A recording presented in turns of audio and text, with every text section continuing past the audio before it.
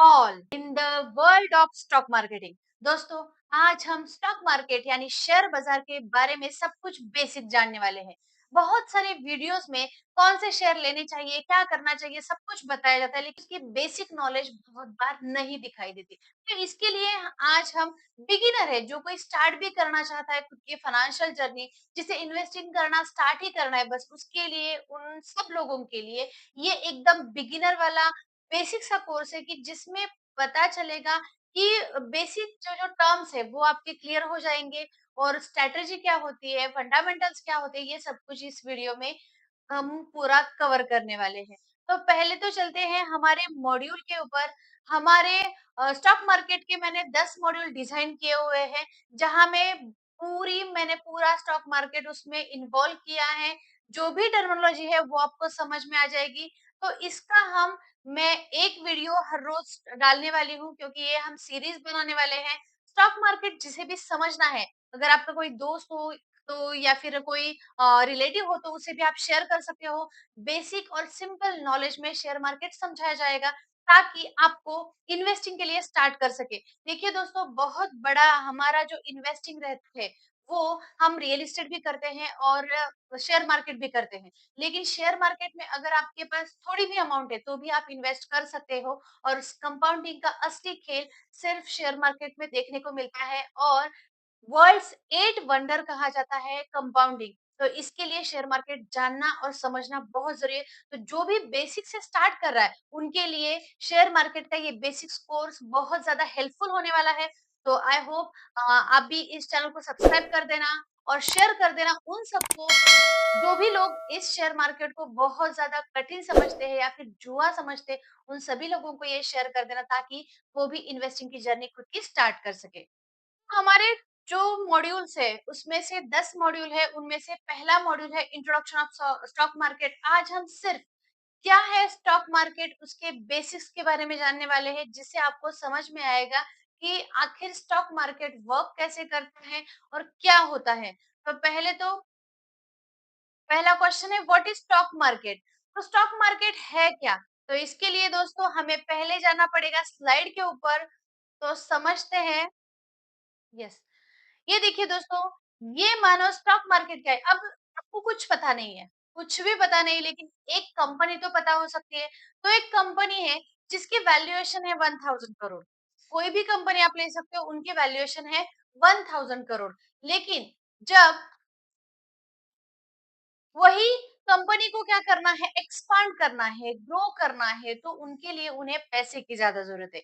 Marketing हो सकती है, कोई भी उनकी इंडस्ट्रियल कॉस्ट हो सकती है, उन्हें कोई मशीनरी लेनी हो सकती है, ये सब के लिए उनको पैसे की जरूरत है। तो वो क्या करेंगे, कहाँ से पैसा उठाएंगे। लोन, इतने सारा लोन अगर लेंगे तो वो डेब्ट में चली जाएगी कंपनी, और फिर से प्रॉफिट नहीं होगा, क्योंकि वहां पे उनको इंटरेस्ट रेट भी पे करना पड़ेगा।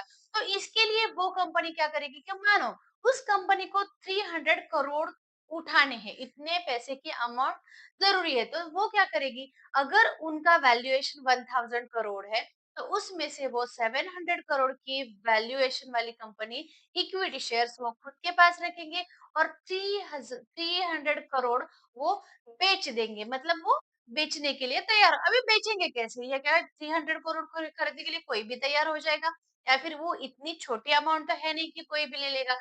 इसके लिए क्या करेंगे, वो इन 300 करोड़ रुपयों के लिए आईपीओ लाएंगे। अभी आईपीओ का फुल फॉर्म है इनिशियल पब्लिक ऑफरिंग।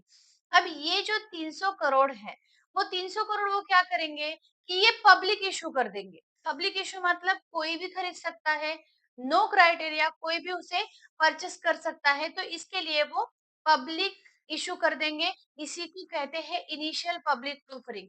लेकिन क्या पब्लिक इशू कर देंगे मतलब क्या कर देंगे, तो उसके लिए वो क्या करेंगे, पहले मानो अगर 300 करोड़ का वैल्यूएशन है उस कंपनी का, जो उन्हें बेचना है, उतनी इक्विटी उन्हें बेचनी है, तो वो क्या करेंगे, उसके 10 करोड़ शेयर्स उनके निकालेंगे।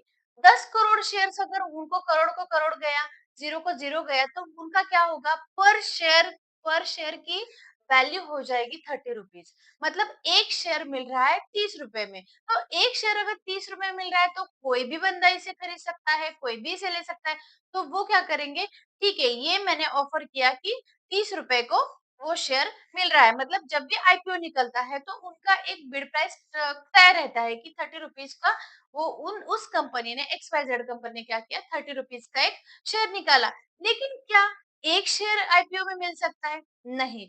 तो इसके लिए क्या करना पड़ता है कि एटलीस्ट अगर लॉट साइज बनाया जाता है कि एक शेयर तो लेना ठीक नहीं है, 30 रुपीज का शेयर लेंगे तो वो मैनेजमेंट के लिए भी बहुत ज्यादा दिक्कत होगी। तो इसके लिए वो क्या करते हैं कि 30 शेयर्स का एक लॉट बनाएंगे। 30 रुपीज पर शेयर का 500 शेयर का एक लॉट बनाएंगे। तो जब भी 30 रुपए पर शेयर का जो 30 रुपए का पर शेयर है, तो 500 शेयर्स के हो गए, टोटल अमाउंट, टोटल इन्वेस्टमेंट हो गए 30,000 रुपीज। मतलब क्या किया जाएगा, जब भी आईपीओ निकलेगा तो एक लॉट साइज इशू होगा और वो 15,000। का लॉट साइज इशू होगा।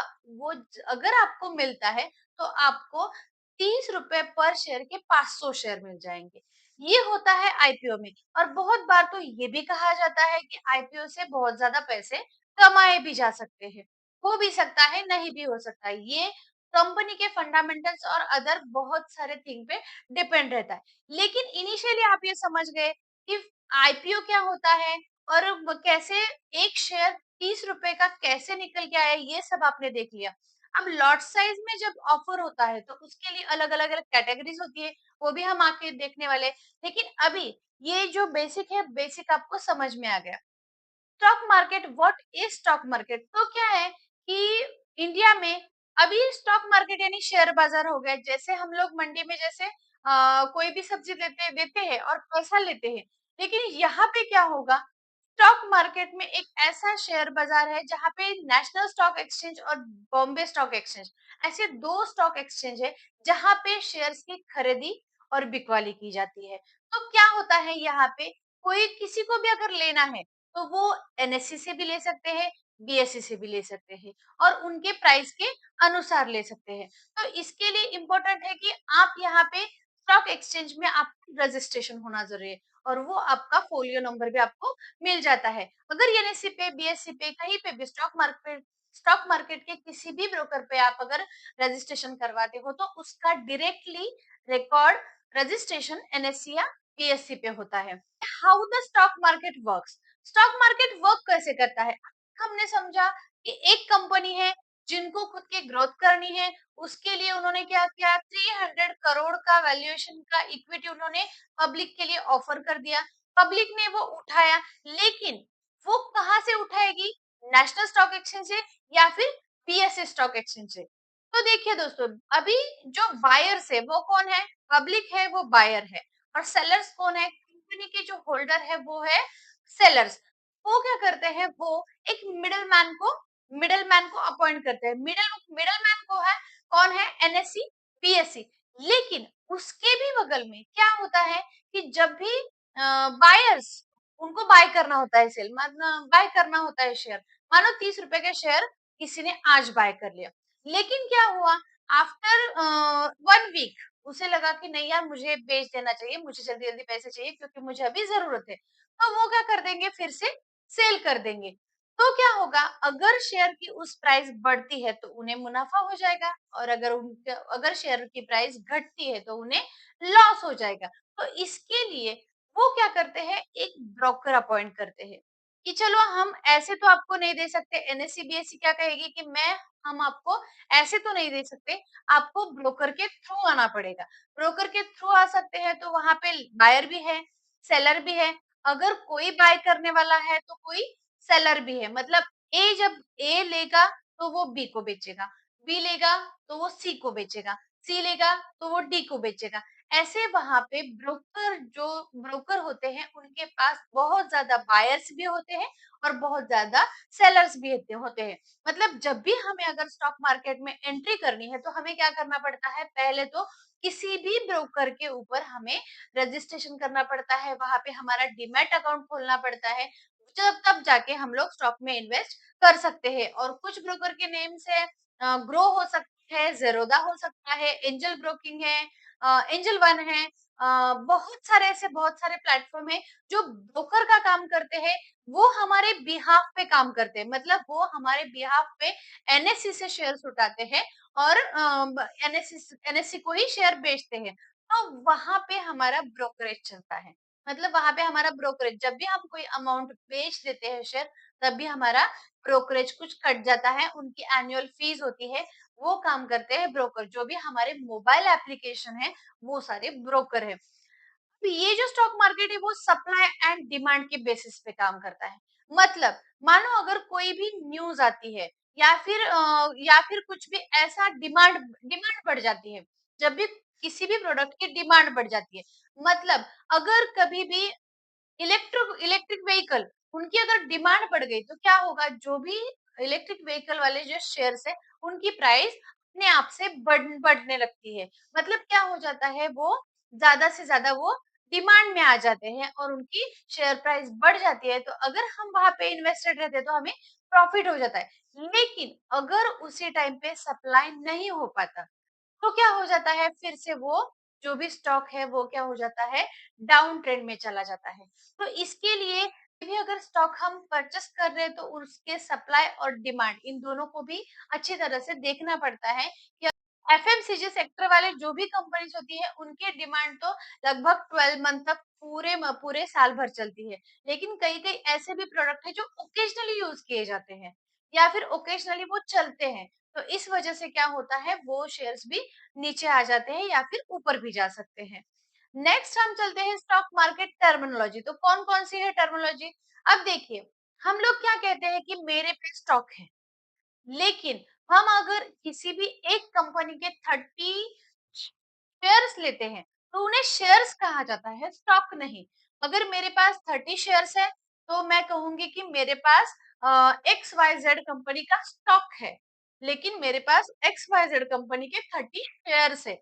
और मैं ऐसा कहूंगी कि अगर मेरे पास चार स्टॉक है, तो मैं कहूंगी कि मेरे पास 4-5 कंपनी के स्टॉक है, लेकिन शेयर्स के उनकी अलग-अलग नंबर्स हो सकते हैं, अलग-अलग शेयर्स होते हैं। मतलब किसी कंपनी के 100 भी शेयर्स हो सकते हैं, किसी कंपनी के 1000 भी शेयर्स हो सकते हैं। तो ऐसे मेरे पास अलग-अलग नंबर्स में शेयर्स है, लेकिन स्टॉक मेरे पास कितने कंपनी के, मानो ज्यादा से ज्यादा 10 कंपनी के या फिर 20 कंपनी के स्टॉक्स मेरे पास है। और उससे ज्यादा पोर्टफोलियो में रखना भी नहीं चाहिए। ज्यादा से ज्यादा हम लोग सेक्टर डिवाइड करके 20 स्टॉक्स रखे तो अच्छा रहता है, हमारा पोर्टफोलियो वेल मेंटेन रहता है। इक्विटी क्या होती है? जो भी हमें वैल्यूएशन के लिए दिया जाता है, मतलब 300 करोड़ की इक्विटी उन्होंने डाइल्यूट की है, तो वो इक्विटी हमारे मतलब पब्लिक के लिए है। डिविडेंड्स क्या होता है? डिविडेंड डिविडेंड वो होता है कि कंपनी अगर मानो अच्छा काम कर रही है, वो जो भी प्रॉफिट जनरेट कर रही है, ज्यादा वाला प्रॉफिट जो जनरेट कर रही है, वो जब वो शेयर होल्डर को देती है तो उसे डिविडेंड कहा जाता है।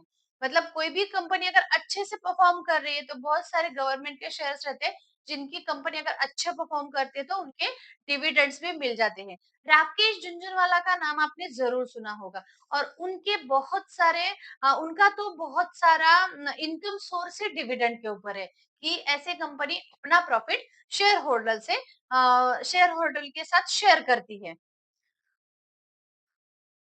अब हम बात करने वाले कि why invest in stock market.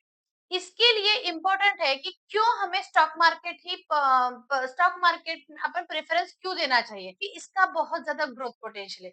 क्योंकि यहाँ पे जित stock NSC national stock exchange पे और बीएसई पे बहुत सारी अच्छी कंपनी लिस्टेड है। जितना भी प्रोडक्ट है, जितने भी कंज्यूमर्स है, उनके जो भी कंज्यूमर है, उनके जितने भी प्रोडक्ट यूज किए जाते हैं, वो सारी कंपनियां अच्छा वर्क करने वाली कंपनियां आज शेयर मार्केट में स्टॉक मार्केट में लिस्टेड है। तो ये कंपनियां ग्रोथ कर रही है। तो ग्रोथ कर रही है तो इस जब भी हम उनके शेयर्स हम परचेस करते हैं तो हम भी उनके ग्रोथ का एक पार्ट बन जाते हैं, क्योंकि वो लोग हमसे उनका प्रॉफिट शेयर करते हैं। मतलब ये शेयर मतलब क्या होता है कि हमारी इन्वेस्टमेंट उसी कंपनी में हो गई। मतलब अगर कोई भी नाम नहीं लेना चाहती मैं, लेकिन एबीसीडी अगर कोई कंपनी है वो बहुत अच्छा ग्रो कर रही है, तो क्या करेंगे, मतलब हिंदुस्तान यूनिलीवर है, अगर वो कंपनी बहुत अच्छा ग्रो कर रही है, ग्रो करेगी तो क्या होगा, उनकी शेयर प्राइस भी बढ़ेगी। और अगर मेरे शेयर्स अगर हिंदुस्तान यूनिलीवर में है, तो क्या होगा, उसी के साथ-साथ मुझे भी प्रॉफिट होने वाला है। तो इसके लिए शेयर मार्केट में बहुत ज़्यादा ग्रोथ पोटेंशियल होता है और पैसिव पैसिव इनकम रहता है, क्योंकि एक्टिवली तो हमें कुछ करना नहीं है। किसी भी ना कंपनी में हमें लेबर देखना है, ना कॉस्ट देखना है, ना उनका कोई भी काम हमें विदाउट न देखते हुए भी हम क्या कर रहे हैं, उस कंपनी का प्रॉफिट शेयर कर रहे हैं। तो इसमें क्या होता है कि हम लोग इजीली अगर उसमें इन्वेस्टेड रहे, तो उसमें हमें बहुत ज्यादा ग्रोथ पोटेंशियल मिलता है। डिविडेंड्स के बारे में हमने हमने अभी बात कर ली कि जितना भी कोई भी कंपनी जितना भी प्रॉफिट अर्न करती है, तो वो क्या करती है, वो शेयर होल्डर को शेयर कर देती है, ताकि कंपनी में शेयर होल्डर्स बने रहे, टिके रहे, या फिर उनको भी उनका भी हक है कि अगर कोई भी कंपनी ज्यादा प्रॉफिट कर रही है, ज्यादा अच्छे से परफॉर्म कर रही है, तो शेयर होल्डर ने जो उनपे विश्वास दिखाया है, उसके बदौलत वो क्या करते हैं, उनका खुद का डिविडेंड वो शेयर करते हैं। दूसरा है कंपाउंड इंटरेस्ट। अगर हम स्टॉक में इन्वेस्ट करते हैं, तो वहां पे हमें कंपाउंड इंटरेस्ट मिलता है। मतलब अगर हम एटीएम्स लेते हैं, या फिर हम लोग म्यूचुअल फंड लेते हैं, मोस्ट ऑफ द स्टॉक्स में तो नहीं होता कंपाउंड इंटरेस्ट, लेकिन जब हम किसी भी कंपनी का म्यूचुअल फंड लेते हैं, एमएफ लेते हैं, तो क्या होता है, वहां पे हमें कंपाउंड इंटरेस्ट मिलता है। मतलब अगर आप मंथली कुछ अमाउंट डालते हो, या फिर एकदम से लमसम में अमाउंट डालते हो, तो हमारा compound interest every day work करता है, एवरी मंथ वर्क करता है, और वो बहुत बड़ा प्रॉफिटेबल होता है, और उसमें बहुत ज्यादा ग्रोथ पोटेंशियल होता है। तो इसके लिए हमें स्टॉक मार्केट में इन्वेस्ट करना ही चाहिए। कॉमन मिथ्स क्या है कि स्टॉक मार्केट में बहुत सारे लोग क्यों नहीं आना चाहते? क्योंकि एक तो क्या होता है, वो लोग समझते हैं कि स्टॉक मार्केट समझना ना ना ना ना मेरे बस की बात नहीं, ये बहुत हार्ड है। ऐसा बहुत सारे लोगों का ख्याल है कि ये बहुत हार्ड है। लेकिन किसने कहा है स्टॉक मार्केट इन्वेस्ट करना बहुत आसान है? हाँ, ट्रेडिंग करना, फ्यूचर ऑप्शन करना, पुट कॉल, ऑप्शन कॉल, ये सब कुछ बहुत डिफिकल्ट हो सकता है।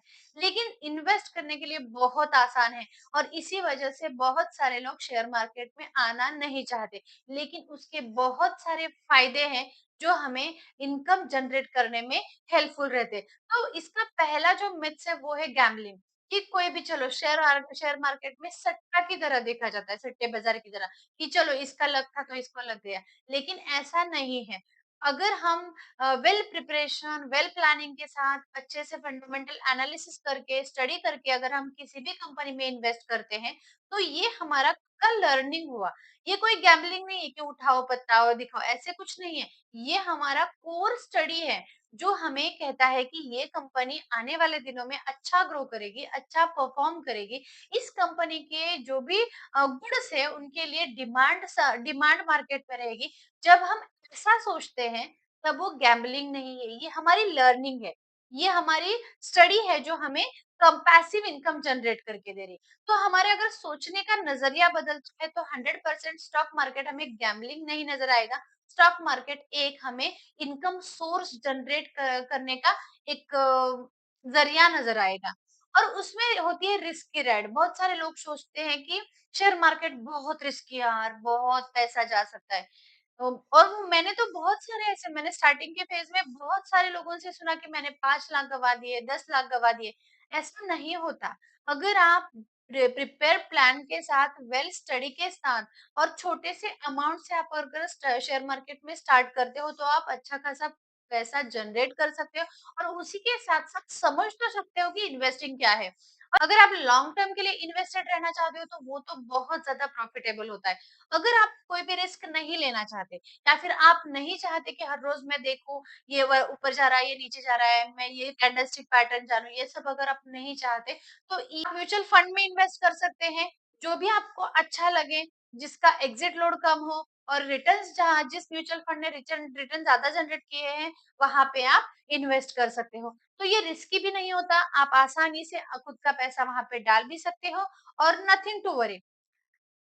तीसरा जो मिथ है वो है रिच कैन इन्वेस्ट। बहुत सारे लोग ऐसे सोचते हैं नहीं यार स्टॉक मार्केट तो मेरे बस की बात नहीं, उसके लिए बहुत ज्यादा पैसे लगेंगे, 1 लाख लगेगा, 2 लाख लगेगा, 5 लाख लगेगा। लेकिन हम सिर्फ ऐसा सोचते हैं, लेकिन आई नो दैट कि 500 से आप स्टॉक मार्केट स्टार्ट कर सकते हो। अभी 500 कौन कर सकता है? कोई भी कर सकता है यार, जो जो कमाता है, आई नो दैट कि जो कमाता है वो स्टॉक मार्केट में 500 मंथली नहीं डाल सकता। तो ये अगर आपके भी दिमाग में है कि only rich can invest in stock market, तो ये दिमाग से पूरी तरह से निकाल देना, क्योंकि कोई भी स्टॉक मार्केट में इन्वेस्ट कर सकता है और मिनिमम अमाउंट 500 से आप स्टॉक मार्केट में इन्वेस्टमेंट स्टार्ट कर सकते हो। तो आज ही आपको स्टार्ट कर देना है, या अदरवाइज सीखना तो स्टार्ट कर देना, क्योंकि स्टॉक मार्केट ये इतना पोटेंशियल रखता है कि आपको कहाँ से कहाँ पहुंचा देगा। फैक्टर्स कौन-कौन से हैं जो स्टॉक मार्केट को इन्फ्लुएंस करते हैं, मतलब इफ़ेक्ट डालते हैं? मतलब क्या स्टॉक का जो स्टॉक नीचे आना, स्टॉक ऊपर आना, ऊपर जाना, ये सब कैसे होता है? क्योंकि हमें पता नहीं चलता। अरे रेड कैंडलस्टिक आ गई, ग्रीन कैंडलस्टिक आ गई। ये तो मेरे मतलब जब मैंने स्टार्ट किया था तो मेरे तो दिमाग से बाहर ही जाता था, ये कैसे हो सकता है? लेकिन इसके लिए कुछ फैक्टर्स होते हैं जो उसपे उन कंपनियों के प्रोग्रेस पे अफेक्ट करते हैं। तो देखिए अब क्या होता है, पहले तो इकोनॉमिक फैक्टर रहता है। अगर कोई भी ग्लोबल इकोनॉमी में कोई भी डिसीजन लिया जाता है, तो अ, वो डिसीजन जिस भी कंपनी से रिलेटेड होता है, जिस भी सेक्टर से रिलेटेड होता है, तो उन सेक्टर में क्या हो जाता है, नीचे वो सेक्टर एक तो डिक्लाइन होने लगते हैं या फिर अपवर्ड जाने लगते हैं। तो ये है इकोनॉमिक फैक्टर, जो भी इकोनॉमिक लेवल पे, ग्लोबल लेवल पे जो भी डिसीजंस लिए जाते हैं, उससे भी स्टॉक मार्केट अफेक्ट होता है।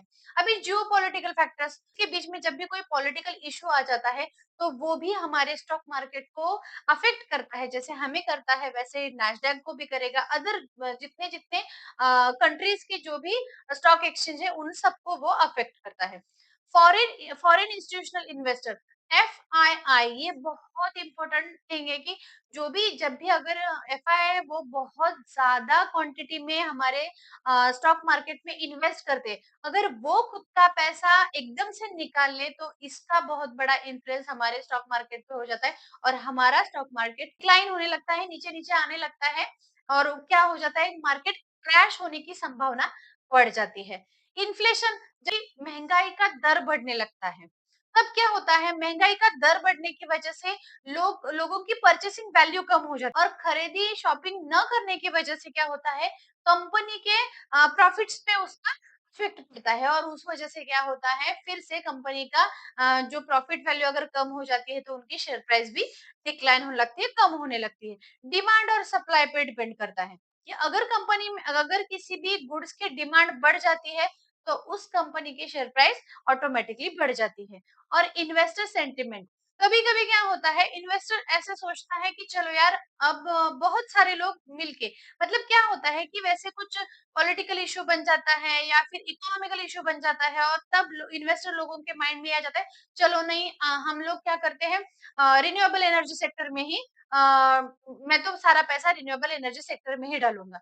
तो क्या करते हैं, इन्वेस्टर सेंटिमेंट ऐसा रहता है कि वो सब कुछ उठाते हैं, बहुत सारा पैसा तब में क्या होता है, शेयर मार्केट में इन्वेस्ट किया जाता है या फिर कभी-कभी निकाला भी जाता है। मतलब अगर कोई भी रूमर्स, कोई भी अगर न्यूज़ आती है कि शेयर मार्केट पड़ने वाला है या फिर कुछ भी ऐसा गलत सा न्यूज़ आती है, तो क्या करते हैं, इन्वेस्टर क्या करते हैं, अचानक से उनका जितना भी पैसा है वो अगर निकाल ले, तो भी क्या हो जाता है, शेयर मार्केट क्रैश होने के बहुत ज़्यादा चांसेस बढ़ जाते हैं। और ये इतने सारे फैक्टर हैं जो शेयर मार्केट को अफेक्ट करते हैं।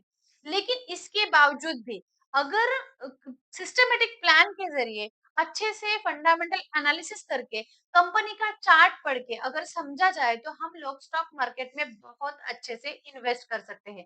आई होप दैट कि आपको इस वीडियो में आपको बेसिक नॉलेज तो सब कुछ मिल गया होगा। अगर आपको कोई भी क्वेरी है, अगर आपको कुछ भी समझ में नहीं आ रहा, तो आप मुझे कमेंट कर सकते हो, मैं वहाँ पे भी आंसर कर सकती हूँ। हो सकता है कोई बहुत ज़्यादा कठिन लग रहा हो, तो वो भी मैंने प्रयास किया है कि मैं ज़्यादा से ज़्यादा सिंपल लैंग्वेज में आपको बता सकूँ। लेकिन ये सारे जो मैंने अभी बताए हैं, ये स्टॉक मार्केट का बेसिक शुरुआत करते हैं। ये सारे टर्म्स आपको पता होना बहुत ज़्यादा ज़रूरी है। तो हम मिलते हैं नेक्स्ट वीडियो में, जहाँ पे हम डिस्कस करने वाले हैं अंडरस्टैंडिंग स्टॉक्स के बारे में, मॉड्यूल नंबर 2।